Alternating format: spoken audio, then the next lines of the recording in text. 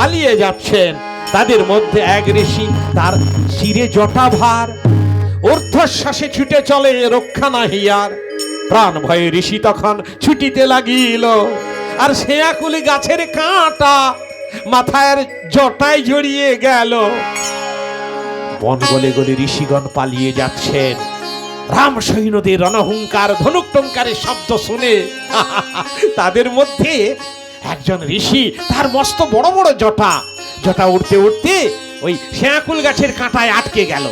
সে তখন চক্ষু মুদ্রিত করে বলছে, বাবা বাবা, আমি কোনো দোষ করি না, ওরা দোষ করেছে, ওরা পালিয়ে যাচ্ছে, আবার জটা ধরলে কেন? ছাড়ো ছাড়ো ছাড়ো।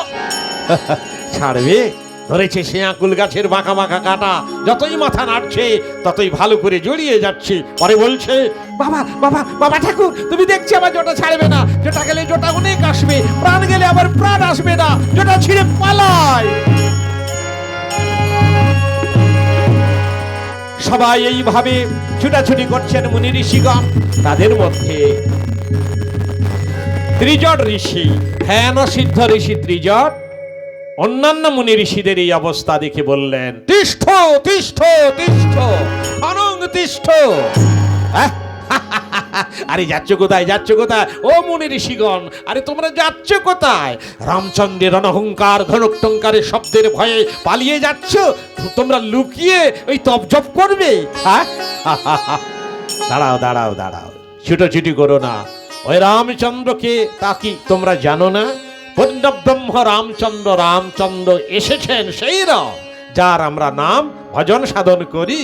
তা তার ভয় আমরা লুকাবো কোথায়? রাম যদি ভগবান হয়, ভগবান কোথায় নেই? আকাশে বাতাসে পর্বত কন্দরে সাগর মন্দরে, এমনকি পথের প্রত্যেকটি ধূলিকণার সঙ্গে সে রাম শক্তি মিশ্রিত। রাম যদি ইচ্ছে করে কাউকে মারবে বলে, কারু বাবার সাধ্য নেই তাকে রাখে। রাম যদি বলে আমি রক্ষা করব, কারু বাবার সাধ্য নেই তাকে মারি।